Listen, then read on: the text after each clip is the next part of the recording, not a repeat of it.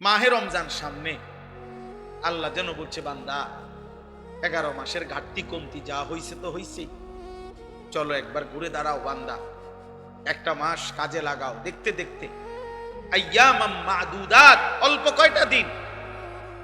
কয়টা দিন, কিন্তু বান্দা একটা মাস রমজান, মনে রেখো আমি প্রতি মিনিট প্রতি সেকেন্ডকে আমি আল্লাহ স্বর্ণ হীরা মণি মুক্তার চাইতে দামি বানায় দেব। সেজদা দিবা একটা, আমি আল্লাহ গুনবো 70টি। সেজদা দিবা একটা, আমি কারো জন্য গুনবো 700, কারো জন্য 60,000, কারো জন্য 70,000, কারো জন্য 7 লাখ, কারো জন্য 70 লাখ, কারো জন্য 7 কোটি, কারো জন্য 70 কোটি, কারো জন্য 70,000 কোটি, কারো জন্য 70 লক্ষ কোটি। খোদার কসম হাদিসে আছে, কারো জন্য আল্লাহ ফেরেশতাকে বলবে, ফেরেশতা তুই পারতি না লিখতি সংখ্যাটা, আমি আসমানওয়ালা রব, আমি লিখবো। আমি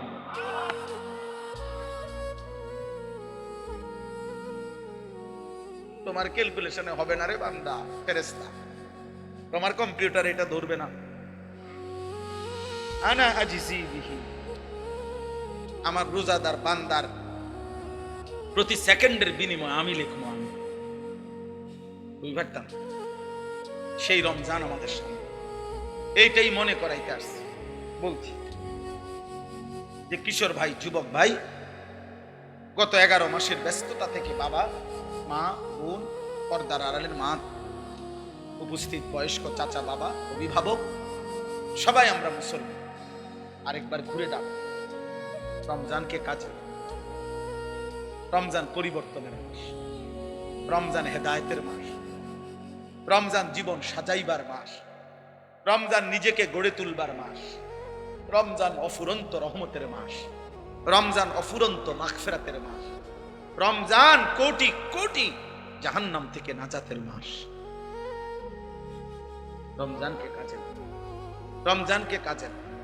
সারা বছরের দুনিয়া, উপার্জন, ব্যবসা, চাকরি, সারা বছরের পড়ালেখা, সবকিছুর চাইতে ব্যস্ততা ছেড়ে রমজানকে ভিন্নভাবে সাজা। আল্লাহ আমাদেরকে তৌফিক দান করে। এই জন্য আমি প্রত্যেক দিন এটা বলি যে যারা নামাজ পড়ে না, মুসলিম পরিচয় দিয়ে, মুসলমান পরিচয় দাঁড়ি, যেই কিশোর, যেই যুবক, যেই নারী, যেই পুরুষ, যার কপালে সেজদা নাই অথচ নিজেকে মুসলমান পরিচয় দেয়, তার চাইতে নিকৃষ্ট বেয়াদব আসমানের নিচে জমিনের উপরে কোনো জানোয়ারও হয়।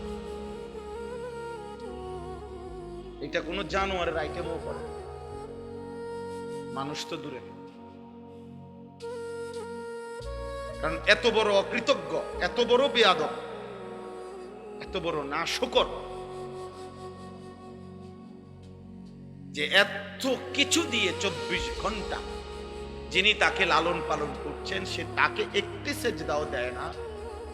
মানুষের কোন প্রকারে আইটেমের মধ্যে ওরে জানোয়ারও ঘৃণা। এজন্য কোন কোন বুজুর্গানে দিন বলে, বেনামাজিকে কুত্তাও ঘৃণা করে, বেনামাজিকে শুকরও ঘৃণা।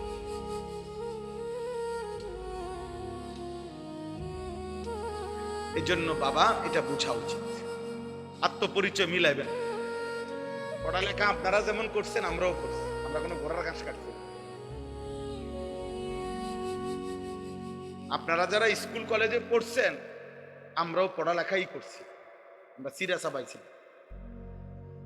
বাকি আসেন আপনি বইয়া মিলান, আপনি পড়ছেন কদ্দুর, আমরা পড়ছি কদ্দুর, চলেন আসেন। 16 বছর আপনি পড়ালেখা করে মালিক চিনলেন না, কি গোড়ার ঘাস কাটলেন। 16 বছর জ্ঞান অর্জন করেও বুঝলেন না যে সৃষ্টিকর্তাকে সেজদা দেওয়া উচিত। আমি তো 6 বছর বয়সে মক্তবে থাকতেই বুঝছি আল্লাহকে সেজদা দেওয়া উচিত। আলহামদুলিল্লাহ, আমাদের নুরানি মাদ্রাসার নুরানির বাচ্চাও তো বোঝে, আমাদের মাদ্রাসাগুলোতে যে বাচ্চা পড়ে 6 বছরের, অয় তো বুঝে যে মুসলমান আমি। পিচ্ছি বাচ্চাটাও বুঝে 5 ওয়াক্ত নামাজ পড়তে হয়। আর 18 বছরের এই দামরা, 24 বছরের এই দামরা, ওই পড়লো কি, ওই শিখলো কি, ওর বাপ এরে কি শিখাইলো, ওর প্রতিষ্ঠানে ওই কি শিখলো, ওই 18 বছর বয়সও বুঝে নাই যে সেজদা দিতে হয়। আলহামদুলিল্লাহ আমাদের 6 বছরের বাচ্চা 5 ওয়াক্ত নামাজ পড়ে এবং প্রতিদিন পড়ে, জামাতের সাথে পড়ে। আমাদের 12 বছরের বাচ্চা হাফেজে কোরআন, আল্লাহর কোরআন পুরাটা কলিজার মধ্যে ধারণ করে। কার লগে কি তুলনা দিবেন? জেনারেল শিক্ষিত কোন লোক কোরআন সুন্নাহ যারা পড়ে তাদের সমমর্যাদার ধারে কাছেও তো আসার সুযোগ, কোন সুযোগে। যদি বলেন টাকা বেশি রোজগার করে, না, জেনারেল শিক্ষিত লোক টাকা বেশি রোজগার করে না। টাকা আল্লাহ নির্দিষ্ট ব্যক্তিকে, আল্লাহর বন্টন, কাউকে আল্লাহ সম্পদ বেশি দেয়, কাউকে আল্লাহ সম্পদ কম। এটা জেনারেল ও জেনারেল লইয়া কথা। এটা হুজুরদের টাকা কম আর জেনারেল শিক্ষিতদের টাকা বেশি, আপনি এই মোটা দাগে ভাগ করে লইতো না। বুঝেন না আপনি কথা? এইভাবে ভাগ করে লেলে হবে না। তাইলে এই দেশে, সারা বাংলাদেশে যারা ভিক্ষা করে এরা হুজুর, তারা ভিক্ষা করে কেন? কথা বলেন না কেন? এই দেশে জেনারেল শিক্ষিত হাজারো লোক, লক্ষ লোকের চাইতে এমন অগণিত লাখ লাখ আলেম আছে যাদের আয় অনেক বেশি, অনেক বেশি। তাহলে এই ব্যবধান কেন? তাহলে আপনি এটা মোটা দাগে ভাগ করলে তো হইতো না। আপনি কোন যুক্তিতে ভাগ করবেন? বাংলাদেশে এখনো অশিক্ষিত বেকার তার চাইতে শিক্ষিত বেকার বেশি, একদম এটা হিসাব করা কথা। সার্টিফিকেটধারী বেকার বেশি, সার্টিফিকেটধারী। চাকরি খুঁজতে খুঁজতে শেষ পর্যন্ত মেয়াদ থাকে না, বয়স থাকে না, এবারে আবার কয় যে আন্দোলন করে আরো 2 বছর বাড়া, 3 বছর বাড়া। অথচ উপার্জনই মাকসাদ যদি হয়, তাইলে অসংখ্য অশিক্ষিত মানুষ বিপুল পরিমাণ সম্পদ দুনিয়া উপার্জন করছে। এই জন্য ভাই, বন্ধু, ছেলেরা, বাবা, বোঝাপড়া করা উচিত। কেউ কাউকে বোকা ভাবার সুযোগ নাই। আপনারাও আমগরে না, আমরাও আমনে করে না। কারণ আলহামদুলিল্লাহ স্কুলে পড়েন আর মাদ্রাসায় পড়ি, ভাত খাইয়েই বড় হয়েছি, আমি চিড়া খাইয়া। আমনে যে দূর পৃথিবী চিনেন এদূর আমরাও চিনি। আপনারা যেটারে টাইলস বলেন, আমরা মাদ্রাসার হুজুর ওইটারে টাইলস মাড়ি কইরা। তাহলে দুনিয়া এটা বোঝাপড়া করা উচিত। শিক্ষার যদি আলাদা কোনো মূল্য থাকে, জ্ঞানের যদি আলাদা কোনো মূল্য থাকে, যে জ্ঞান শুধু খাওয়ার জন্য নয়, জ্ঞান শুধু ভোগ করার জন্য নয়, জ্ঞান শুধু উপার্জনের জন্য নয়, অন্য কিছু, তো সেই অন্য কিছুটা কি? সেই অন্য কিছুটা কি? যে জ্ঞান তোমাকে খোদার 365 দিনে একদিনও ফজরের নামাজ জাগাইলো না, চিনাইলো না, ভোরের আলো তোমারে কোনোদিন দেখলো না, তুমি কি জ্ঞান অর্জন করো? বলো না। আপনি বা কি শিখাইলেন? ছেলেটাই বা কি শিখল? মেয়েটাই বা কি শিখল? এই জন্য আলহামদুলিল্লাহ হিসাব মিলাবেন। জেনারেল পড়ালেখা আমরাও পড়ছি, আপনারাও পড়েন, আমরাও পড়ছি আলহামদুলিল্লাহ। আমি কুমিল্লা ভিক্টোরিয়া কলেজ থেকে মাস্টার্স পাস করছি, বিজ্ঞান বিভাগ থেকে এসএসসি পাস করছি, সায়েন্স থেকে। কাজেই বুঝাপড়া আছে, বুঝা শুনেই কইতেছি, বুঝাপড়া নিয়েই কইলাম। আপনি কোন মাদ্রাসাকে এতিমখানা ভাববেন না। মাদ্রাসা এতিমখানা না, মাদ্রাসা এতিম বাচ্চা পড়ে। মাদ্রাসা এতিমের আশ্রয়স্থল, এটা এতিমখানা। মাদ্রাসা মুসাফির খানা। মাদ্রাসা কায়নাতের সর্বশ্রেষ্ঠ শিক্ষা যেটা কোরআন এবং সুন্নাহ, ওইটা পড়ার ঘর। যেই কোন যুক্তি, পৃথিবীর যেই কোন যুক্তি আজ পর্যন্ত কোন বিবেকবান কোরআন সুন্নাহর সামনে পৃথিবীর কোন বেঈমান, কোন কাফের, কোন মুশরিক, কোন ইহুদি, কোন খ্রিস্টান, কোন নাস্তিক, কোন মুরতাদ কেউ আল্লাহর কোরআনের বিপরীতে পৃথিবীর কোন শিক্ষাকে, পড়াকে এক সেকেন্ডের জন্য উপরে উঠাইতে পারে নাই।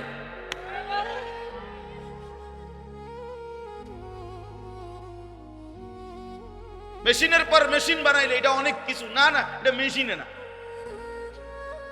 আপনি এটা দেখে আশ্চর্য কিছু মনে করে লাইছেন, এটা মেশিনে না। তো মেশিনে কে আশ্চর্য কি? এটা দ্রুত চলে, তো কি চলে? দ্রুত চলে,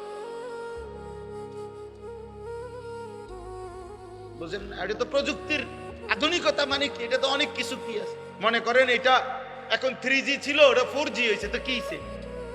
4G এখন 5G হয়েছে, মানে আর একটু গতি বাড়ছে, আর তো এতে কি হয়েছে? আশ্চর্য হয়ে গেল অনেক কিছু আল্লাহর কোরআনের সামনে, রাসূলুল্লাহ সাল্লাল্লাহু আলাইহি সাল্লামের হাদিসের সামনে। বুঝেন নাই কথাটা? চিকিৎসার আধুনিক সংস্করণ আসছে, মনে করেন মেশিনের আধুনিক সংস্করণ আসছে, এখন আরো খুব দ্রুত রোগ নির্ণয় হয়। তো কি হয়েছে এতে? এটা রোগে না নির্ণয়, পেট ব্যথা, মাথা ব্যথা ঠিক করে, এটা এই তো এটা নির্ণয় করে। এটা কোরআনের সামনে বড় হয়ে গেল কেমন? বলে বলে এই জন্য একটা একটা বাবা ভাই বুঝতে হবে, মুসলমান হীনমন্যতায় ভুগলে এটা বড় কাপুরুষতা, দুর্ভাগ্য। বেঈমান অব্যাহত প্রচারণা দিয়ে 190 বছরের লাগাতার ব্রিটিশ এই ইংরেজ লাল বেনিয়ারা বণিকের ছদ্মাবরণে, ব্যবসার ছদ্মাবরণে এসে যখন আমাদের এই উপমহাদেশে রাষ্ট্র ক্ষমতা দখল করেছে, ইস্ট ইন্ডিয়া কোম্পানির ছদ্মনামে 190 বছর আমাদের উপরে যখন জুলুম করেছে, এই জালেমরা 190 বছরে আমাদেরকে একটা দৃশ্যমান, আমাদের মুসলমানের মধ্যে একটা দৃশ্যমান দেওয়াল উঠাই দিয়ে গেছে। সেটা হলো আমরা একদল হয়ে গেলাম হুজুর, আরেক দল হয়ে গেলাম জেনারেল শিক্ষিত। আমরা মেনে নিছি যে মুসলমানের মধ্যে 2 গ্রুপ হইতে পারে, এক গ্রুপের কোরআন শরীফ শুদ্ধ হবে, আরেক গ্রুপের অশুদ্ধ হইলেও চলবে।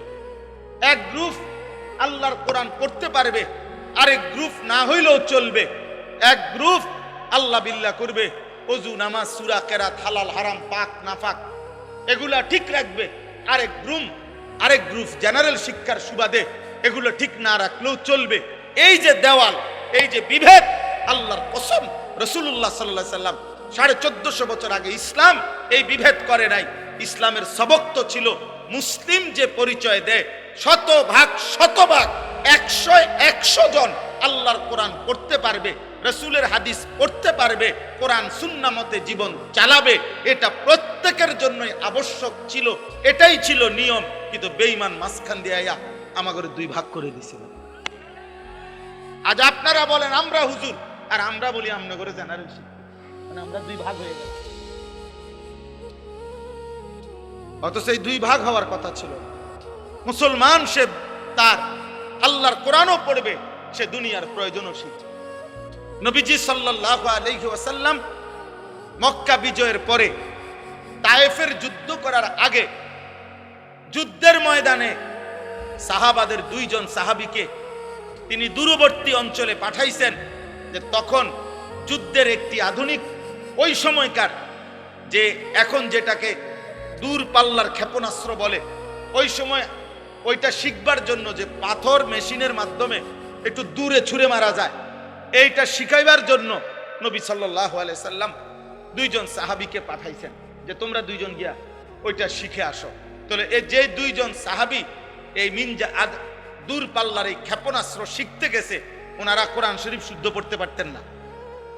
কথা বলেন না কেন? ওনারা 5 ওয়াক্ত নামাজ পড়তেন না। তাইলে রাসূলুল্লাহ সাল্লাল্লাহু আলাইহি সাল্লাম বলছেন, উতলুবুর রিজকা মিন খাজায়াল আরদ, জমিনের তলদেশ থেকে, জমিনের নিচে তোমাদের রিজিক আছে, তোমরা সেটা তালাশ করো, খুঁজো, বের করো। তাহলে এই যে খনিজ সম্পদ আহরণ, এটার জন্য নবী আদেশ করছেন। তাহলে নবীজি আদেশ করছেন যাদেরকে, যে মাটির তলদেশ থেকে তোমরা রিজিক অন্বেষণ করো, এই কথার অর্থ হইল তোমরা যারা খনিজ সম্পদ আহরণ করবে তোমাদের নামাজ পড়তে হবে না, তোমাদের কোরআন শরীফ অশুদ্ধ হইলেও চলবে। তা তাইলে আপনারা এটা ভাবলেন কেমনে যে আপনি স্কুলে পড়লে কোরআন শরীফ অশুদ্ধ হইলে চলবে? আপনারা এটা মেনে নিলেন কেন?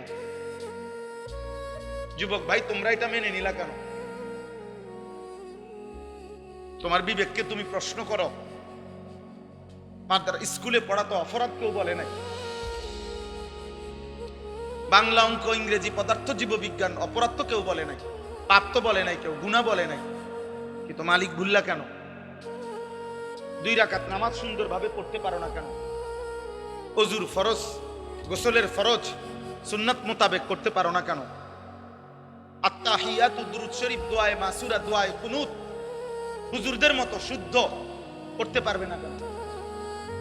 বাবার মৃত্যুতে, মায়ের মৃত্যুতে, আপনজনের মৃত্যুতে জানাজার দোয়া আল্লাহুম্মা গফির লি হাইয়িনা ওয়া মাইয়িতিনা, এই দোয়া করতে পারবেন না কেন?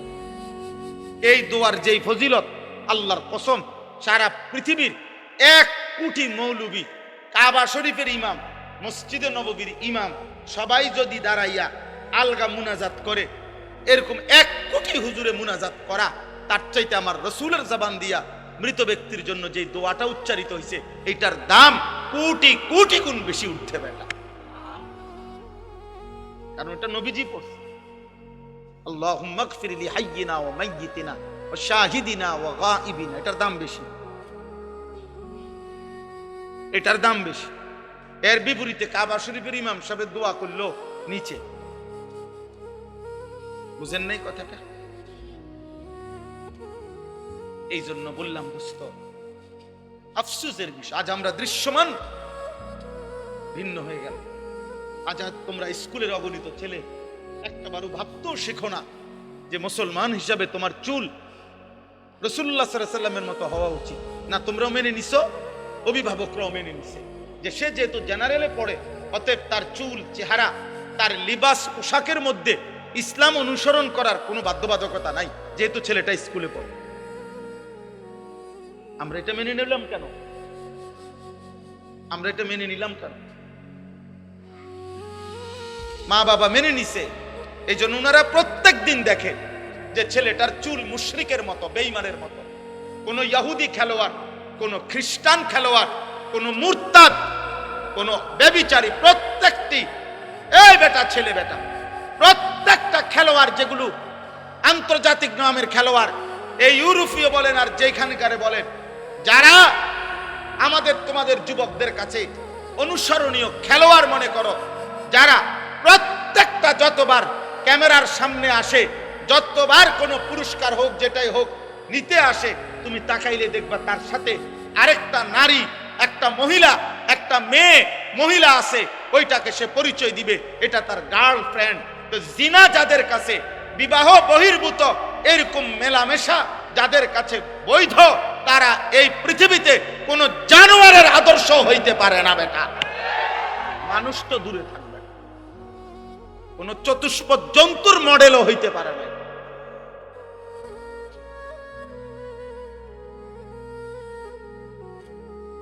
সে প্রকাশ্যে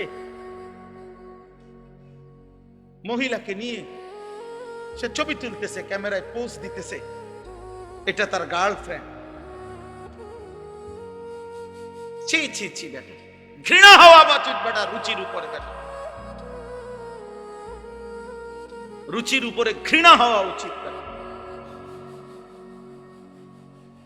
হায়া, লজ্জা এক মানুষের সৃষ্টিগত নিয়ামত, আল্লাহর দান এটা।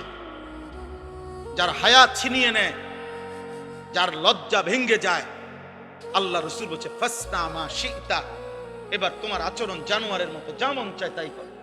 যা বেটা, তোর যেহেতু লজ্জা নাই, তুই খারাইয়া মুতলে কি আর বইয়া মুতলে কি, তুই রাস্তার ধারে মুতলে কি আর মানুষের চোখের সামনে মুতলে কি।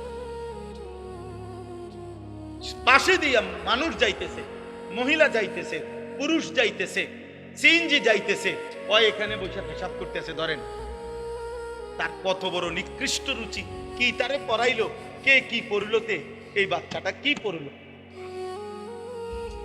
ছি ছি ছি ছি ছি ছি বেটা, থু বেটা।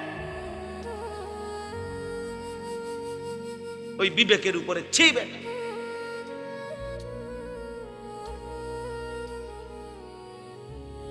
আফসোস বেটা, আফসোস। এই জন্য আমরা এটা মনে করাই না। আমি একজন বাবা অভিভাবক মনে করাই, আরেকবার বুঝাপড়া করি। আপনার কারো যদি বুঝার দরকার হয় বা আমগোর লগে তর্ক করতে মন চায়, আপনি কইয়েন আমি আম কোন দিন তর্ক করবেন সেদিন আম ইনশাআল্লাহ, ইনশাআল্লাহ। ইউরোপের পড়ার উপরে ভরসা করিলে শুধু মুসলমান হয়ে ওইটা এই সন্তানকে মনে রাখবেন ইকোনমিক্যাল অ্যানিমেল বানাবে, মানুষ বানাবে। ইউরোপের স্লোগান হলো, পুঁজিবাদের স্লোগান হলো, বস্তুবাদের স্লোগান হলো ভোগ, উপভোগ, জীবন ভোগ করো। ইকোনমিক্যাল অ্যানিমেল, উপার্জনের জন্য নিজেকে গড়ে তোলো। কেমনে পড়লে, কি শিখলে, কি করলে, আর কোন পলিসি অ্যাপ্লাই করলে 1 লাখ টাকা উপার্জন হবে, আরো পলিসি খাটাও, এবার মাসে 3 লাখ টাকা আসবে, আরো পলিসি খাটাও, পরিশ্রম আরো বাড়াও, এবার মাসে 10 লাখ টাকা ইনকাম হবে, আরো পলিসি লাও, তুমি একসাথে 3 কোটি টাকা ব্যাংক লোন নাও, তারপরে ফ্যাক্টরি খুলে দাও, এবার মাসে 1 কোটি টাকা আসবে।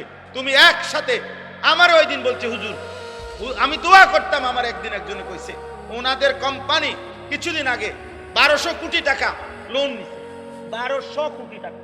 আমি দোয়া করতাম, হেতের লাগে, আমি ব্যাককল পাইছি আমারে। হ্যাঁ, আপনি আমার ব্যাককল ঠাউরাইছেন, আমি আমনের মতো হারাম করার জন্য দোয়া করতাম। হ্যাঁ, সামনে সামনে তো অনেকেরই দেখলে মাইস দেই, এগুলোর মধ্যে অনেকগুলোর মধ্যে তো পরে পরীক্ষাগুলি ফরমালি নাই, কথা তো মৌখিক বলতেই হয়, চলতেই হয়, কিন্তু হৃদয়ের ভালোবাসা কোন নাফরমানের জন্য কখনোই থাকে না। আল্লাহ রাসূল সাল্লাল্লাহু আলাইহি সাল্লাম বলছে, লা তুসাহিব ইল্লা মুমিনা, মুমিন ছাড়া কাউকে বন্ধু বানায় না। ওয়ালা ইয়াকুল মালাকা ইল্লা তাকিয়ুন, মুত্তাকি ছাড়া কাউকে ভালোবেসে কিছু খাওয়াইও না। হাদিস নবীজি বলেছেন সাল্লাল্লাহু আলাইহি ওয়াসাল্লাম। এই জন্য আমি প্রত্যেকটা ছেলে পেলে, বাবা, ভাই, মা, বোন, আপনাদের কাছে এটা বুঝাইতে চাই, আমরা এটা ফিরে আসেন, আপনারা পড়েন, আপনারা ভাগ করে যে যেখানে পারেন পড়েন, কোনো সমস্যা নেই, কিন্তু আপনারা আরেকবার হিসাব মিলান, আমরা মানুষ হব না কেন, আমরা আল্লাহ চিনব না কেন, আমরা রাসূল চিনব না কেন? এক বিন্দু কোনো যুক্তি তো থাকতে হবে। কোরআন শরীফ না মানার পিছনে একজন মুসলিম পরিচয়ধারী অথচ আল্লাহর কোরআন মানে না, কারণটা কি? তার একটা বাস্তব যুক্তিসঙ্গত কোনো কারণ তো দর্শাইতে হবে। আপনি এটা কোন, আপনি এটা কারণ বলেন। আপনি যে মুসলমান, রাসূলুল্লাহ সাল্লাল্লাহু আলাইহি সাল্লামের সুন্নাত ত্যাগ করলেন কেন? এটার একটা বাহ্যিক কারণ বলেন। দাড়ি কাটার উপরে একজন ভদ্রলোক একটি কারণ দর্শান, একটা লোক, একটা চ্যালেঞ্জ করলাম যে এর কোন ন্যূনতম, রাসূলুল্লাহ সাল্লাল্লাহু আলাইহি সাল্লাম শতবার দাড়ি লম্বা করতে বলছে, দাড়ি লম্বা করতে বলছে, দাড়ি লম্বা করতে বলছে। এখন আপনি যে কাটলেন, আমি আপনার লগে তর্ক করছি না, আপনার লজ্জাও দিচ্ছি না, কিন্তু আপনার কাছে কোনো এটার উপরে দলিল ভিত্তিক যুক্তিসঙ্গত কোনো কারণ আছে কিনা সেটা পেশ করো। আপনি থাকলে এখন দাঁড়াইয়া বল, আমি শুনি যে এর কোনো ন্যূনতম কোনো উপকার পৃথিবীর কোনো চিকিৎসা বিজ্ঞান, কোনো দার্শনিক, কোনো পণ্ডিত, কোনো বুদ্ধিজীবী, কোনো গবেষণাগারে প্রমাণিত হয়েছে? কোথায় সেটা? কোথায় সেটা? কি নাই, কোথাও কারো কাছে নাই, আমি শুনি নাই। এরপর আমি বহুত লোকের জিজ্ঞাসি, বহুত জেনারেল শিক্ষিত, একেবারে উচ্চ শিক্ষিত লোক আলহামদুলিল্লাহ আমাদের সাথে সম্পৃক্ত আছে, মহব্বত করে, জিজ্ঞাসি, স্যার আপনি বলেন, বাইর করে দেন, আপনি গবেষণা করে বাইর করে দেন, দাড়ি কাটার উপরে সৌন্দর্য, অথবা দাড়ি কাটলে দাড়িওয়ালা মানুষের চাইতে দাড়ি কাটুন না মানুষের এক সুতা একটু বেশি সুন্দর দেখা যায়, এটার উপরে যুক্তিটা কি? এটার উপরে একটা অথেন্টিক কথা বলেন, যে এটা কোন যুক্তিতে বোঝা গেল যে হুজুর এই আলোকে প্রমাণিত হয়েছে যে দাড়িওয়ালার চাইতে দাড়িবিহীন মানুষের সৌন্দর্য বেশি ফুটে ওঠে? এটা কি, সেটা যুক্তিটা বলেন। কিন্তু দাড়িওয়ালা সুন্দর দাড়িবিহীন মানুষের চাইতে, এ কথার উপরে আমি দলিল দিতে পারবো। আমনেরটার উপরে আমনে দেন, আমি দিমু কি লাগে? আমনেরটা আমনে বাইর করেন, আমারটা আমি করি। এই পৃথিবীতে 1450 বছরে লক্ষ লক্ষবার প্রমাণিত হয়েছে রাসূলুল্লাহ সাল্লাল্লাহু আলাইহি সাল্লাম, ওনার সাহাবায়ে কেরাম 1 লক্ষের চাইতে বেশি সাহাবী রাতে দিনে সকালে দুপুরে দিবানিশি নবীজিকে দেখছেন হাজার হাজার বার, লক্ষবার। প্রত্যেকেই অকপটে সাক্ষ্য দিছেন, যতবার নবীজিকে দেখছি খোদার কসম এর চাইতে সুন্দর এই গোটা সৃষ্টিতে আর কাউকে দেখিনি। তাহলে বুঝা গেল দাড়িওয়ালা চেহারা লক্ষের চাইতে বেশি সাহাবীর দৃষ্টিতে সুন্দর, অনুসারীদের দৃষ্টিতে সুন্দর। 1 2 কোরআনুল কারীমের মধ্যে আছে ওয়াদ-দুহা ওয়াল লাইলি ইযা সাজা। এই শব্দের 2 তাফসীর। এক তাফসীর হলো ওয়াদ-দুহা শব্দের অর্থ হলো আল্লাহ তাআলা বলছেন, হে বন্ধু আমার, আপনার এই পবিত্র চেহারা, যে চেহারা আলোকোজ্জ্বল, আপনার এই সুন্দর আলোকোজ্জ্বল নূরানি পবিত্র আলোকিত সুন্দর চেহারার আমি আল্লাহ কসম করছি। রাসূলুল্লাহ সাল্লাল্লাহু আলাইহি ওয়াসাল্লামের চেহারা মুবারকের কসম আল্লাহ করছেন। তাইলে আল্লাহর কাছে এই চেহারা যদি সুন্দর না হয়, তাহলে তিনি কসম করছেন কেন? আর নবী সাল্লাল্লাহু আলাইহি ওয়াসাল্লামের চেহারা মুবারক দাড়িওয়ালা ছিল না দাড়িবিহীন? খালাস। আপনারটা আপনি ওই দেখেন, ওই হাবড়ার দেখেন, ওনার পিছনে 3 জন মুরব্বি বসা। দেখেন দেখেন ভাই, তোমার পিছনে দেখো, তুমি ঠ্যাঙ্গালগি দিয়ে দাঁড়াও, মোবাইলে কষ্ট হইতেছে তো তোমার ছবি উঠাইতে, পায়ের উপরে ভর দিয়া ছবি উঠাইতেছে। তুমি একটা বাঁশ আনো, খাড় করাও। না না, লজ্জা না দিলে হবে না। কেন? আমি সুন্দরভাবে নিষেধ করছিলাম না? কথা বলেন না কেন? আমি কি মহব্বতের সাথে বলছিলাম কি না? বল তাহলে বলে না হুজুর আমি আপনার কথা মানতাম না, তো চলে গেলে ভালো। আমি তো শুরুতেই বলছি আমি ব্যক্তিগতভাবে কোনো প্রার্থী না। আলহামদুলিল্লাহ, আল্লাহ পাক রব্বুল ইজ্জত যুল জালাল ওয়াল ইকরামের ফজল কারাম, রব্বুল আলামিনের অপরিসীম ইহসান, মেহেরবানি, দয়া। আল্লাহ তাআলা আমাদেরকে আজ 21 জানুয়ারি 2026 রোজ বুধবার কুমিল্লা জেলা দেবিদ্বার উপজেলাধীন দারুল উলুম মাদ্রাসার আজকের এই 32তম বার্ষিক ওয়াজ মাহফিলে আল্লাহ তাআলাই আমাদেরকে আসবার বসবার আল্লাহর জন্যই জমা হওয়ার তৌফিক দান করেছেন। আলহামদুলিল্লাহ। নওজোয়ান ভাই, তোমরা যে কয়েকজন ভাই আসছো সামনে, তোমরা কষ্ট করে বসো। এই যে ছেলেরা ভাই, তোমরা দয়া করে বসো ভাই, প্রত্যেকেই বসো ভাই। আমি আদেশ করলাম এটা। যদি কারো একান্ত বসতে অসুবিধা হয়, কোনো পেরেশানি থাকে, চলে গেলে ভালো হয়। বসির কই গেল? ওই বাচ্চা থামান, আপনারা মাদ্রাসার উস্তাদরা হাঁটেন, একটা বাচ্চা যেন চিৎকার চেঁচামেচি না করে। এই বাচ্চা এগুলার সবগুলোর ভিতরে আনেন অথবা বাসায় পাঠান। আরো 2-1 বাচ্চা নেন, আপনাদের সাথে আর একজন সহযোগী নেন আপনার সাথে। ভাই তুমি বসো। মাশাআল্লাহ, অল্প কিছুক্ষণ সময়। এটা যেহেতু উপজেলা প্রফারে প্রত্যেক ঘরেই মানুষ, মা বোন আছে, বয়স্ক লোক আছে, কর্মজীবী লোক, সারাদিন যারা কোনো না কোনো পরিশ্রম করে। সারাদিন এই পরিশ্রমের পরে রাত্রিবেলা প্রত্যেকেরই ক্লান্তি, বিশ্রাম করতে চায়, ঘুমাইতে চায়। মাইকের আওয়াজ স্বাভাবিকভাবে যতক্ষণ চলে ততক্ষণ ঠিকমতো ঘুম আসে। প্রত্যেকেই ওয়াজ শুনতে হবে বাধ্যতামূলক, এটা জরুরি না, বাধ্য নাই, শরীয়তে এটা বলে নাই যে বাধ্যতামূলক। অতএব খুব লম্বা করা কোনো প্রয়োজন নেই। আমারও স্বাভাবিক পরামর্শ এটাই ছিল, অল্প সময়ের ভিতরেই বয়ান শেষ হয়ে যায়। একটি বার্ষিক মাহফিল হয় নিয়মিত, আলহামদুলিল্লাহ এটাই পাওয়া। এজন্য বাবা, ভাই, বয়স্ক, চাচা, ছেলেরা, নওজোয়ান ভাই যে কয়েকজনই বসছেন, অল্প একটু সময় মনোযোগ দিয়ে বসে। একজনও হাতে মোবাইল ধরে ভিডিও রেকর্ড করবেন না, এটা আমি স্পষ্ট নিষেধ করি। আমি এটা পছন্দ করি না, মানিয়ে নিতে পারি না। আমি কিন্তু এরপরে দেখলে ধমক দেব।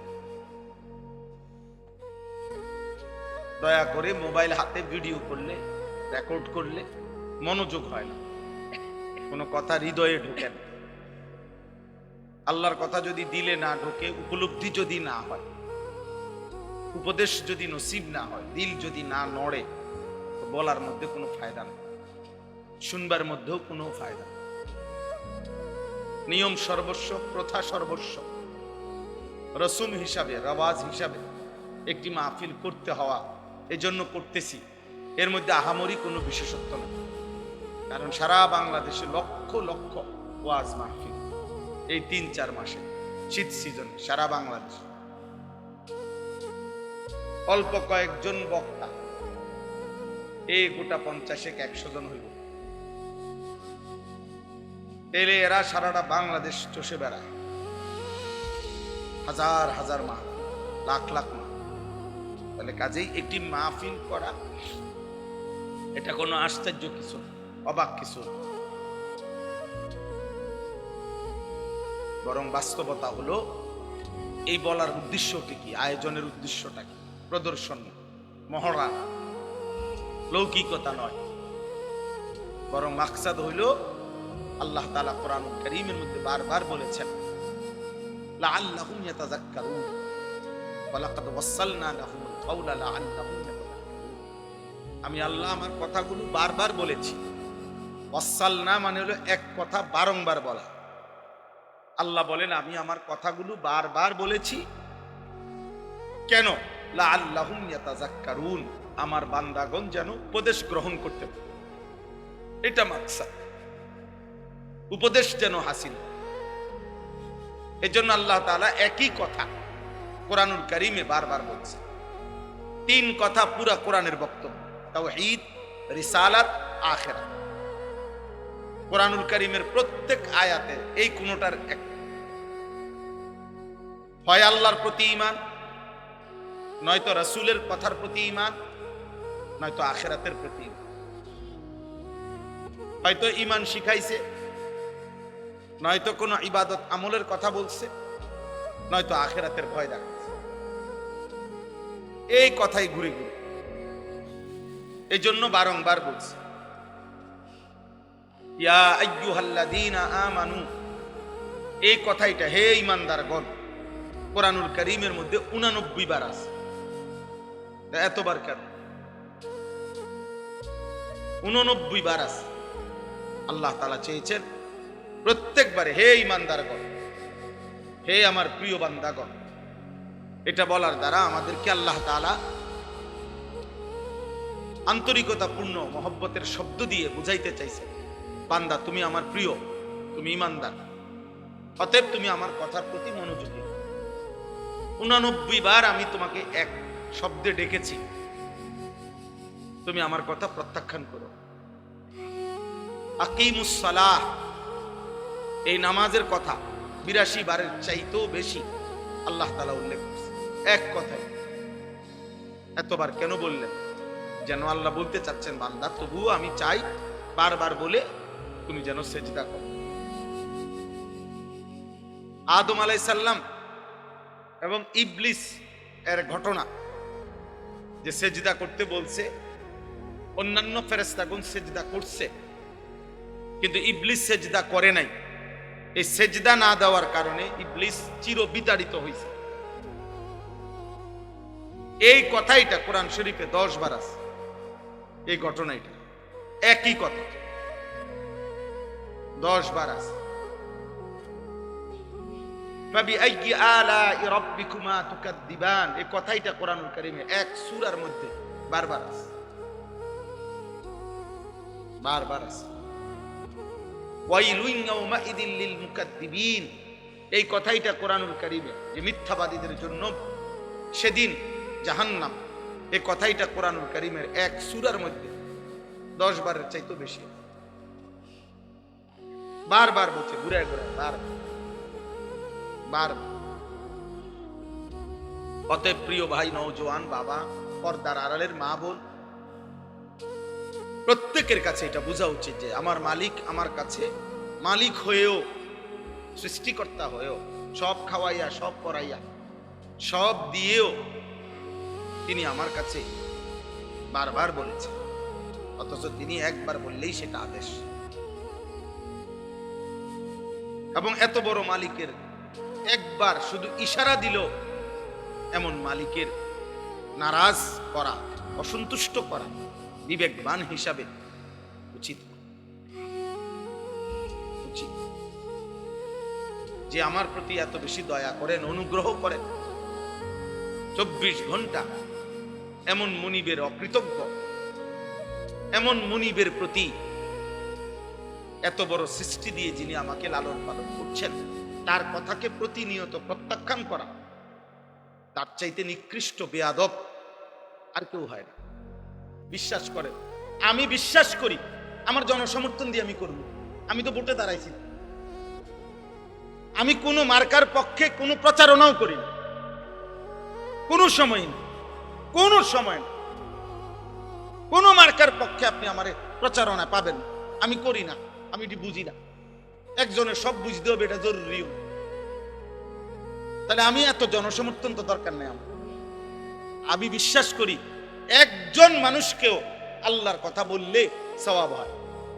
হয় একজনকে আল্লাহর কথা বললে সওয়াব হয়নি, তো আমার সওয়াব দরকার, আমার নেকি দরকার, আমি সংখ্যা দিয়ে করবো। আমার অনেক সময় অনেকে বলে না আমগো মানুষ হুজুরারে, হ্যাঁ হুজুর ওয়াজ তো করেন আপনারা, হেদায়েত হয় কয়জন? না না, আমার গোনার দায়িত্ব না তো, না এটা আমার দায়িত্ব দেয় নাই, গুনাহ আমাদের দায়িত্ব। আমি যদি আমগুড়ি গনি, তো এই ডান কাঁধে বাম কাঁধে ফেরেশতা বড়াগো কি কাম? আমা তো উনা করে রাখলো কেন? হ্যাঁ, তো উনারা না গুনবো, হিসাব করবো কারা? এরা। তো গুনাহ আমার দায়িত্ব নেই, আমার দায়িত্ব মেহনত, আমার দায়িত্ব বলে যাও। এরপরে দ্বিতীয়ত, আল্লাহর নবীকে আল্লাহ বলছে, বন্ধু আমনের পিছনের দিকে তাকাবার দরকার নেই, আপনি শুধু বলতে থাকেন, চেষ্টা করতে থাকেন, দাওয়াত দিতে থাকেন। হেদায়েত দেব কাকে, ফায়সালা সম্পূর্ণভাবে একক আমি আল্লাহর হাতে। আমি যদি ঈমান দেই কেউ ফিরাইতে পারবে না, আমি যদি না দেই বন্ধু, আপনি বন্ধু বললেও দেব না। আরে নবী বলার পরও দেয় না ঈমান। যুবক তুমি জানো না বেটা, মুসলমানের বাচ্চা তুমি জানো না তোরে আল্লাহ যে মুসলমানের পরিচয় দিছে, জানো না বেটা তোরে আল্লাহ কত বড় নিয়ামত। কার গাদ্দারি করো অনটের পাও না তো, মনে করছে এমনি বাতে তো খাও, আর কিটা নারী দেখো, ছবি দেখো, উলঙ্গ নর্তকী দেখো, নাটক দেখো, সিনেমা দেখো, দুনিয়া ভোগ করো। হ্যাঁ, চুলের ফ্যাশন করছো, হায় হায় রাতের পর রাত পার করে দিচ্ছ গুনায় গুনায়। ঈমান ফিরাই দিলা, ইসলাম ফিরাইয়া দিলা, আরশের মেহমানদারি, আরশে আজিমে আল্লাহ বলছে, বন্ধু 23 বছরে আমি আপনার কাছে অসংখ্য বিধান আগে দিয়েছি, সামনে দেব, কিন্তু মালিক আমি একটা হুকুম শুধু বন্ধু আমি বড় যত্ন করে রেখে দিয়েছি, নিয়ত করছি আমি আল্লাহ, আমি ইচ্ছা করেছি জিব্রাইল না মিকাইল না কারো মাধ্যমে না, আপনাকে আরশ আজিমে এনে 5 ওয়াক্ত নামাজের এই হাদিয়া আমি আল্লাহ আপনার হাতে তুলে দিলাম। জানো না আব্বা নামাজ কত বড় নিয়ামত? জানো না একটা বন খাইতে গিয়ে আমরা নামাজ পড়ে, আরে অপদার্থ কোথায় বন আর কোথায় নামাজ? কি এর লগে কি মিলাই দিবে না? সাদওয়ানের আড্ডার কারণে নামাজ পড়ল। আহা, বনরুডির আড্ডা আর মালিকের সেজদা, কত ব্যবধান। একটা অটো চালায়, আপনার নামাজের টাইম। আপনি বিমান চালালে কিনতেন, চা কদ্দুর বেছে, বনরুডি বেছে, বিরিয়ানি বিস্কুট বেছে, এবার নামাজের টাইম। হায় রে গাদ্দার, দুনিয়া যদি তোরে আরো বেশি দিত মালিক, তো কি করত? ওহ, আহা, আফসোস। কিয়ামতের দিন আল্লাহ বলবে ফেরেশতাদেরকে, উহশুরুল্লাযীনা যালামু ওয়া আযওয়াজাহুম ওয়া মা কানু ইয়াবুদুন মিন দুনিল্লাহ ফাহদুহুম ইলা সিরাতিল জাহিম। দোস্ত আমার, বড় ভয়ঙ্কর কথা এটা আল্লাহ বলছে। কিয়ামতের দিন আল্লাহ ফেরেশতাদেরকে বলবে, ফেরেশতারা আমার প্রত্যেকটা নাফরমান বান্দাকে সামনে আন, আর প্রত্যেকটা পাপী বান্দার সাথে সে যার সঙ্গী হয়ে অথবা যাকে সঙ্গী বানিয়ে পাপ করেছে ওরেও আন। আর 3 নম্বরে আমি আল্লাহকে বাদ দিয়ে যখন যাকে ডাকছে তাকেও আন। খোদার কসম আল্লাহ বলবেন, তিন জনকে একসাথ করো, জালেম পাপীকে একত্র করো, পাপীর সঙ্গীকে একসাথ করো, আমি আল্লাহকে বাদ দিয়ে পাপী যাকে ডাকতো তাকে একসাথ করো। আল্লাহ বলবেন এই 3 জনকে একসাথ করে ফাহদুহুম ইলা সিরাতিল জাহিম, 3টারেই ধাক্কা দিয়া জাহান্নামের রাস্তায় পাঠায় দাও। মনে রেখো বা, যে বন্ধু তোমার উলঙ্গ ছবি দেখাইছে, যে বন্ধু তোমার সুদের আড্ডায় নিয়ে গেছে, কিস্তির আড্ডায় নিয়ে গেছে, নারীর আড্ডায় নিয়ে গেছে, জিনার আড্ডায় নিয়ে গেছে, সঙ্গী নামের, বন্ধু নামের, সহকর্মী নামের, সহপাঠী নামের যেই মানুষ নামের শয়তান তোমারে পাপের রাজ্যে নিয়ে গেছে, সেদিন কিয়ামতের দিন তুমি এবং তাকে একসাথ করা। এবং শুধু সেই 2 জন না, বরং আল্লাহকে বাদ দিয়ে যাকে ডাকতো তাকে। কোরআনুল কারীমে আল্লাহ বলছে। এই জন্য আব্বা, আমি সর্বোচ্চ, আমার দমক দেওয়া মাকসাদ না, আমি আপনাদের সাথে ঝগড়া করতে আসি নাই, আমি আপনাদের সাথে দ্বন্দ্ব করতে আসি নাই, মনে করাইতে আসছি। আপনি ভাত খান, ঘুম যান, আপনি দুনিয়া উপার্জন করেন, কোনো অসুবিধা নাই। রিজিক তো হারাম না, উপার্জন তো হারাম না। চাকরি, ব্যবসা, কৃষি, ক্ষেত খামার, আয় উপার্জনের বৈধ মাধ্যম, এটা তো হারাম না। আল্লাহ বললেন কেন? আখিরাত বললেন কেন? নামাজ বললেন কেন? এক ওয়াক্ত সিজদা দিতে পারলেন না কেন? 60 বছরে, 40 বছরে, 30 বছরে এমন মালিকের কোরআন, এই চোখ যার দেওয়া, তার চোখে তার কালাম দেখে দেখেও পড়তে পারেন না কেন? যার জবান, তার দেওয়া জবানে তার কালাম উচ্চারণ করতে পারেন না কেন? বলে কেন পারেন না? বলে এই আফসোসের কি জবাব দিবেন? এই আফসোসের কি জবাব? কিয়ামতের দিন আল্লাহ এই পাপী এবং পাপীর দোসর একসাথ করে এদেরকে বলবেন, ওয়াকিফুহুম ইন্নাহুম মাসউলুন। ফেরেশতাদেরকে দাঁড় করাও, আমি জিজ্ঞেস করব বান্দা, মা লাকুম লা তানাসারুন। সাংঘাতিক কথা আল্লাহ বলবেন সেদিন প্রত্যেক পাপীকে এবং তার পাপের সঙ্গীদেরকে একসাথ করে আল্লাহ বলবেন, মা লাকুম লা তানাসারুন, এই নাফরমান, তোর কি হলো? তোরা একজন আরেকজনকে আজ সাহায্য করছো না কেন? সেদিন না বলছিলা তুমি, দোস্ত তুই নিশ্চিন্ত থাক, আমি তোর পাশে আছি। আল্লাহ বলেন, সেদিন না বলছিলা দুনিয়াতে, আজ তাকে সাহায্য করছো না? মা লাকুম লা তানাসারুন, কি হলো তোমাদের? পরস্পরকে সাহায্য করছো না কেন? বাল হুমুল ইয়াউমা মুস্তাসলিমুন, আল্লাহ বলে না, যার কেউ সাহায্য করবে না, বরং প্রত্যেকেই আমি আল্লাহর সামনে মাথা নুয়ে পড়বে। স্যারেন্ডার, নেতাও স্যারেন্ডার, কর্মীও স্যারেন্ডার, বন্ধুও মাথা নুইবে, সহযোগীও মাথা নুইবে, প্রত্যেকেই মাথা নুয়ে ফেলবে। পাপীও পাপের সঙ্গীও, পাপ কাজের সহযোগিতাকারীও। এজন্য এটা বড় মারাত্মক। আমি তো করি নাই, না না, সহযোগী হলো বিপদ। আল্লাহ নবী বলছে, যেমন হাদিসে আছে, লাআনাল্লাহু আকিলার রিবা ওয়া মুকিলাহু ওয়া শাহিদাইহি ওয়া কাতিবাহু। আল্লাহ নবী বলছে, যে সুদ খায় তার উপরে আল্লাহর লানত, যে সুদ দেয় তার উপরে আল্লাহর লানত, যে সুদের সাক্ষী থাকে তার উপরে আল্লাহর লানত, যে সুদের কথা লিখে দেয় তার উপরে আল্লাহর লানত। লানত লানত লানত। কিছু বলার থাকলে নবীকে বললেন। আপনার যদি কোনো আপত্তি থাকে, অসুবিধা, কেউ যিনি বলছেন ওনারে বলেন। উনি আছেন মদিনা শরীফে, ওনার কাছে গিয়ে বলে আসেন, রওজা শরীফে গিয়ে, যে আপনি এটা বললেন কেন, এত বড় কথা বললেন কেন? আমরা মুসলমান, আমাদের আখিরাত ভুলে গেলে চলবে। আমরা মুসলমান, আমাদের আল্লাহ ভুললে চলবে। আমরা মুসলমান, আমাদের নবী ভুললে চলবে না রে। আপনার দৃশ্যমান এই দুনিয়া আমাদেরকে ছেড়ে দিতে হবে, আমাদেরকে চলে যেতেই হবে, আমাদেরকে ফিরতেই হবে আপন নিড়ে, সেটা কবর। আমাদেরকে ফিরতে হবে শুধু আরো সামনে, সেটা হাসরে। আমাদেরকে যেতে হবে আরো সামনে, সেটা ফুলসেরা। আমাদেরকে যেতে হবে আরো সামনে, সেটা জান্নাত কিংবা জাহান্নাম। থামবেন সেদিন, জান্নাতে বা জাহান্নামে যাবেন।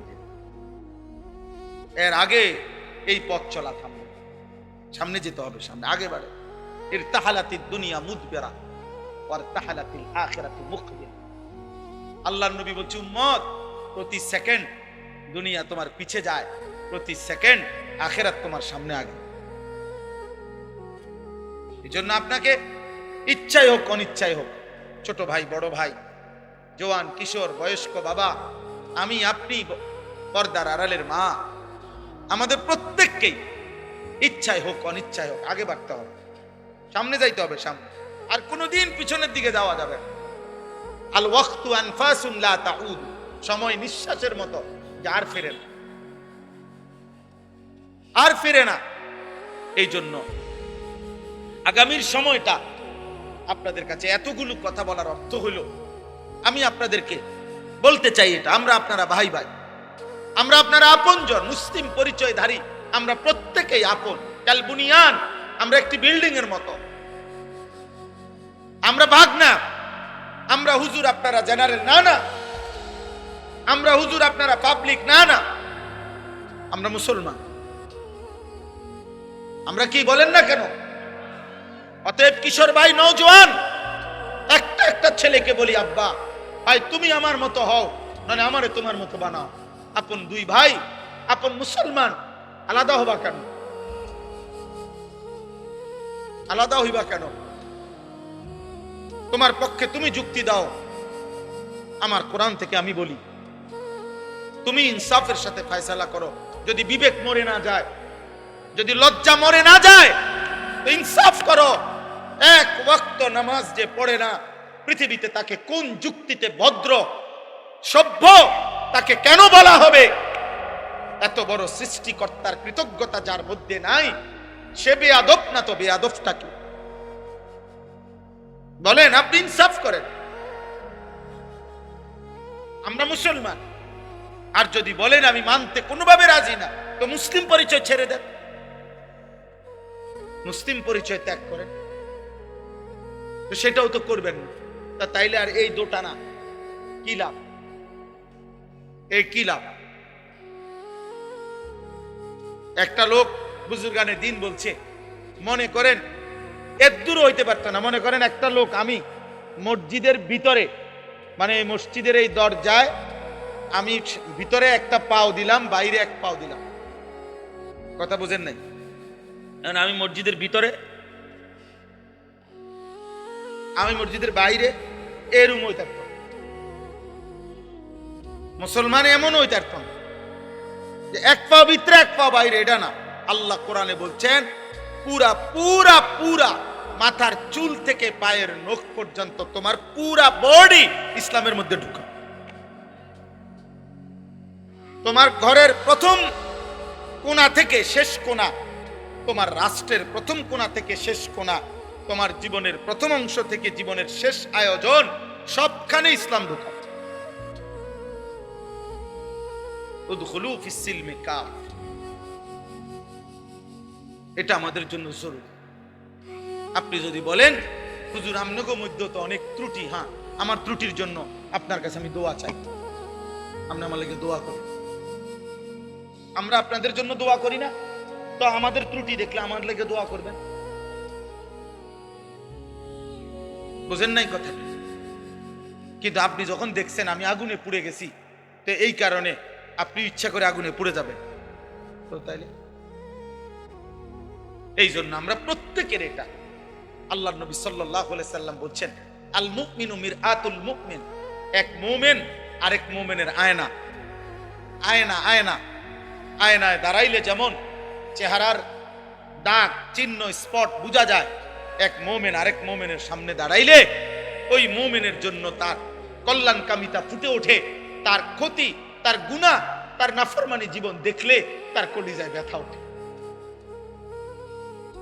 তার কলিজায়। আল্লাহ নবী সাল্লাল্লাহু আলাইহি সাল্লাম হাদিসের মধ্যে আছে ওয়া আনা আখিযুন বিহুজাজিকুম, নবীজি বলছে উম্মত আমি চেয়েছি গত 23 বছরে তোমাদের জাহান্নাম থেকে বাঁচাইতে। কেমনে চাইছি মানে আমার অস্থিরতাটা কেমন ছিল? নবীজি বলছেন মনে করেন এই হাত আওলাদ ভাইয়ের, তো আমি ওনার হাত ধরে বললাম ভাই আপনি ফিরেন, আল্লাহর দিকে আসেন, গুনাহ থেকে বাঁচেন, জাহান্নামের আগুন থেকে বাঁচেন। উনি আমার হাত থেকে টাইনা খুলে ফেললো, আচ্ছা ঠিক আছে এটা সম্ভব। এবার আমি ওনার কাঁধে হাত দিয়ে বললাম না ভাই আপনি এই ভুল করেন না ভাই, এটা গুনাহ, এটা পাপ, আপনি জাহান্নামের রাস্তা থেকে ফিরেন। উনি মনে করেন আমার হাত টান দিয়া কাঁধের থেকেও ফেলে দিছে। এইবার আমি আমার যেহেতু দিলের মধ্যে পেরেশানি যে আমি ওনারে বাঁচাইতেই হবে জাহান্নাম থেকে, এবার আমি ওনার কোমরের মধ্যে জড়াইয়া ধইরা, কোমরের মধ্যে এরকম জড়াইয়া ধইরা বললাম না রে ভাই তুমি আমারে গুসাও আর কিলাও যাই করো, আমি তোমারে জাহান্নামের আগুনের দিকে যাইতে দেব না, আমি তোমাকে ফেরাইতেই চাই। এই কোমরে জড়াইয়া ধরলে এই বাঁধন খোলা কঠিন না? কথা বলেন না কেন? আল্লাহর কসম নবীজির হাদিসের অর্থ এটা। তিনি বলছেন উম্মত আমি চেয়েছি আমার একটা একটা উম্মতকে কোমরে জড়াইয়া ধরে হলেও জাহান্নামের আগুন থেকে বাঁচে।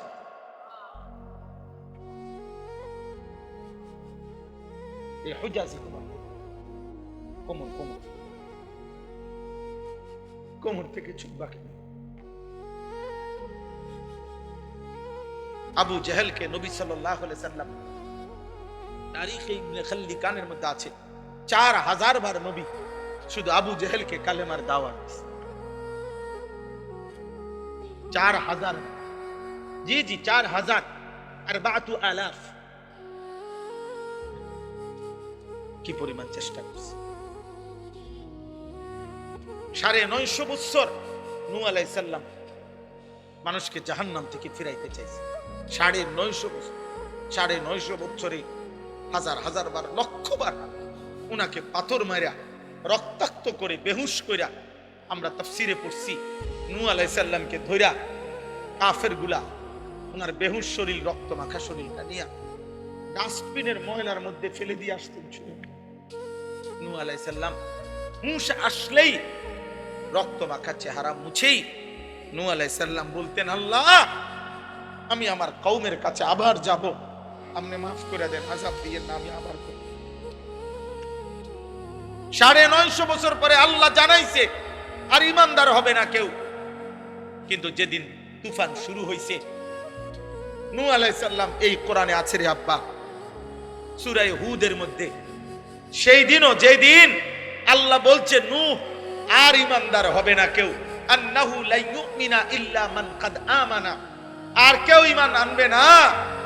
কিন্তু নূহ আলাইহিস সালামের কলিজার ব্যথা সেদিনও যেদিন তুফান শুরু হয়ে গেছে, ওয়াফারাত তান্নুর, চুলার থেকে পানি উঠে গেছে, চারিদিকে পানি শুরু হয়ে গেছে।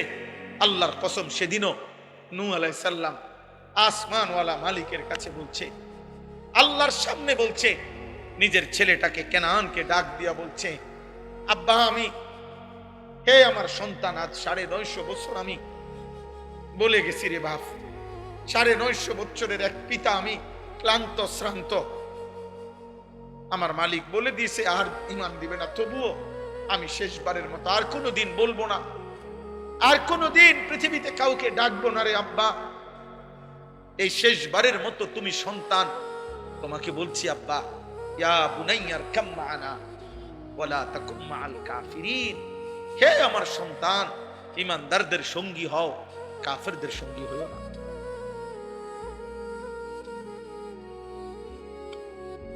ইয়া বুনাইয়ার কাম মা'ানা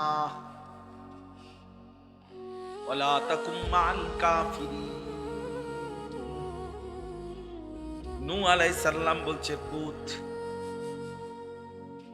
ঈমানদারদের সঙ্গী হও, কাফেরদের সঙ্গী হইও না। ইব্রাহিম আলাইহিস সালাম ওনার আব্বাকে হাজার হাজার বার বলছে, ইয়া আবাতি, ইয়া আবাতি, ইয়া আবাতি, হে আমার আব্বা, ঈমান আনেন আব্বা, ঈমান আনেন। আব্বা কালিমা পড়েন, আল্লাহকে মানেন। ইয়া আবাতি লা তা'বুদিশ শাইতান, হে আমার পিতা, আপনি শয়তানের গোলামি কইরেন না। ইয়া আবাতি ইন্নী আখাফু আন ইয়ামাসসাকা আযাবুম মিনার রাহমান, হে আমার আব্বা, ঈমান ছাড়া যদি কবরে যান, আমার আল্লাহর আযাব আপনাকে ঘিরে ফেলবে। এইভাবে এক পিতা তার বাপকে জাহান্নাম থেকে বাঁচাইতে চাইছে, এক বাপ তার ছেলেকে জাহান্নাম থেকে বাঁচাইতে চাইছে। বারবার বলেছে, বারবার বারবার বারবার বারবার, আপনি মুসলমান বাপ হয়ে ছেলেটা এক ওয়াক্ত নামাজ পড়ে না, আপনি কেমনে মেনে নিলেন? আপনি মুসলমান স্বামী হয়ে আপনার স্ত্রী একদিনও পর্দা করে না, হায় মুসলমান স্বামী, আপনি কেমনে মেনে নিলেন? আপনি মুসলমান অভিভাবক হয়ে আপনার ঘরে প্রতিদিন রঙিন টেলিভিশনে নর্তকী নাচে, আপনি ঈমানদার কেমনে মেনে নিলেন? কেমনে মেনে নিলেন বাপ? আল্লাহ আমাদেরকে মাফ করে দেন। আল্লাহ আমাদের কলিজার মধ্যে বুঝ দান, আল্লাহ আমাদের হৃদয়ে ঈমান দান, হৃদয়ে ঈমান দান। একটা একটা ছেলে বুঝতে শিখে। এই আমার কথা শেষ।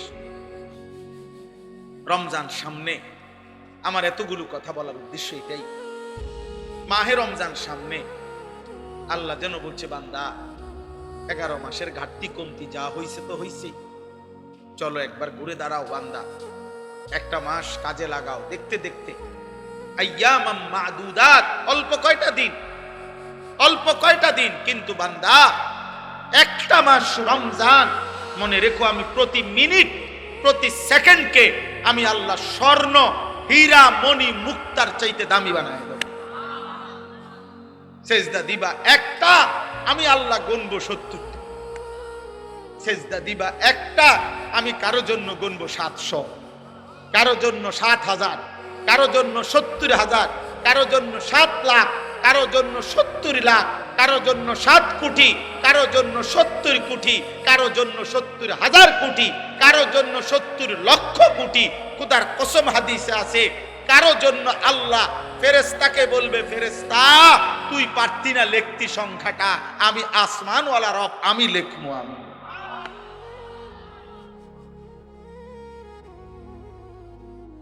তোমার ক্যালকুলেশনে হবে না রে বান্দা, ফেরেশতা তোমার কম্পিউটার এটা ধরবে না।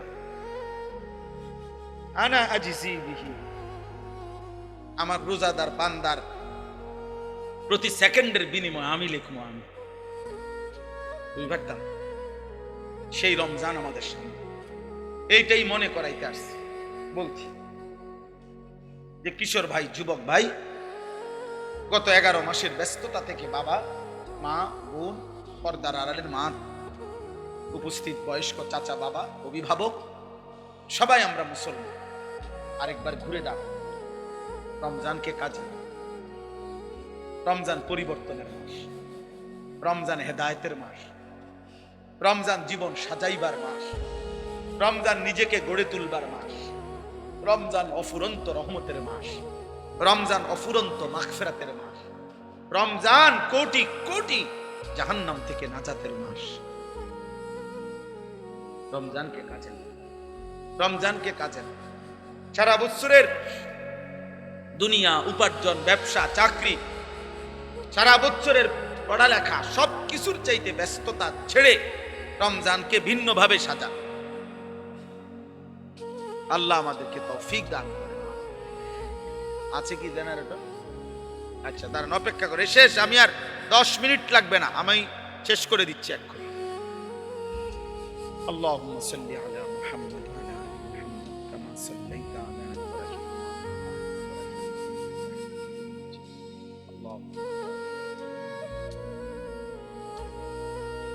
উঠেন না, উঠেন না, দোয়া করে যান। কেউ উঠেন না, কষ্ট করে বসছেন, অপেক্ষা করছেন। এক্ষুনি আমি চলে যাব এমনিতেই, আমার আরো তাড়া আছে, আমার আরো মাহফিল আছে।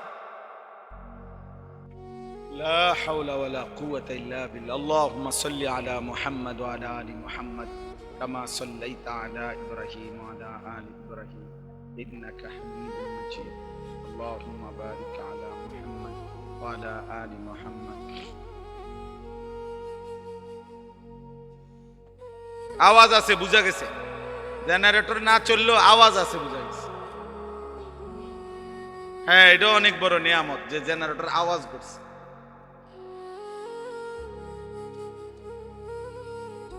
বলেন আলহামদুলিল্লাহ। তাইলে আমার কথা শেষ।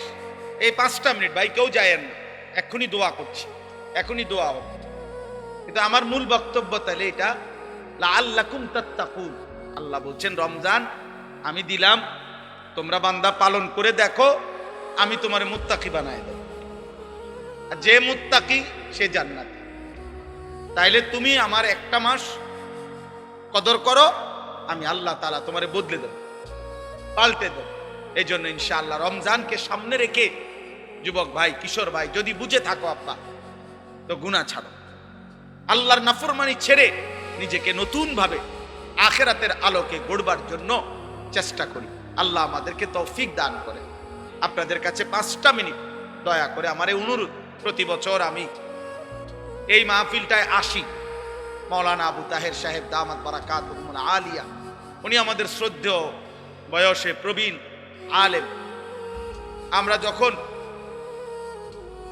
আমাদের বয়সের সাথে ওনার অনেক ব্যবধান, আপনারা জানেন, অনেক দিন ধরে এই মাদ্রাসা তিল তিল করে কষ্ট করে এতটুকু পর্যন্ত আসছে। আপনারা প্রত্যেকের কাছে আমার অনুরোধ, এই 2টা মিনিট আপনারা যদি প্রত্যেকে মাদ্রাসার জন্য যার যার সামর্থ্য মতো একটু সহযোগিতা করেন, বরকত হবে। আল্লাহর জন্য দিলে, কোরআনের জন্য দিলে ঠকবেন না। প্রত্যেকের কাছে অনুরোধ, যাদের সুযোগ হয় প্রত্যেকে পারলে 1000 টাকা, পারলে 500টা টাকা, মাশাআল্লাহ আপনারা একটু দেন। তুমি একটু সামনে যাও, এনে দাঁড়াও, বা মাদ্রাসার উস্তাদকে দাও, দেন, ওনার হাতে দেন। বা বাচ্চা না, এত ছোট বাচ্চার তেমন টিয়া কম দেন, বয়স্ক মানুষ। একটু ছোট বাচ্চা তো দিলে মনে করবে হাতের কাছে 20 টাকা দিলে সারি। বুঝের মানুষ নেন। হ্যাঁ, আপনি নেন। বশির তুমি যাও, না না রুমাল না, হাতে নেন, হাতে নিলে চলবে। এমনিও যদি কেউ দেন আমার কাছে, 1000 টাকা দিলেন, 2000 টাকা দিলেন, 500 টাকা দিলেন, তো দেন আমার কাছে, আল্লাহ বরকত দেবে। বাপ দেন ইনশাআল্লাহ। এই যে একজন দিছেন, কত 5000, কি নাম? 200 টাকা, 50 না 200 টাকা, আল্লাহ কবুল করেন। জি মাশাআল্লাহ, 100 টাকা, 50 টাকা দেন, প্রত্যেকেই দেন।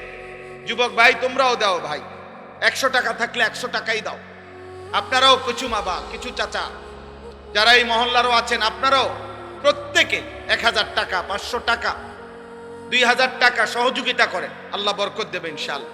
আরো কয়েকজন দিছেন আগে, আওলাদ ভাইয়ের কাছে দিছিলেন আপনারা কয়েকজন, মাশাআল্লাহ।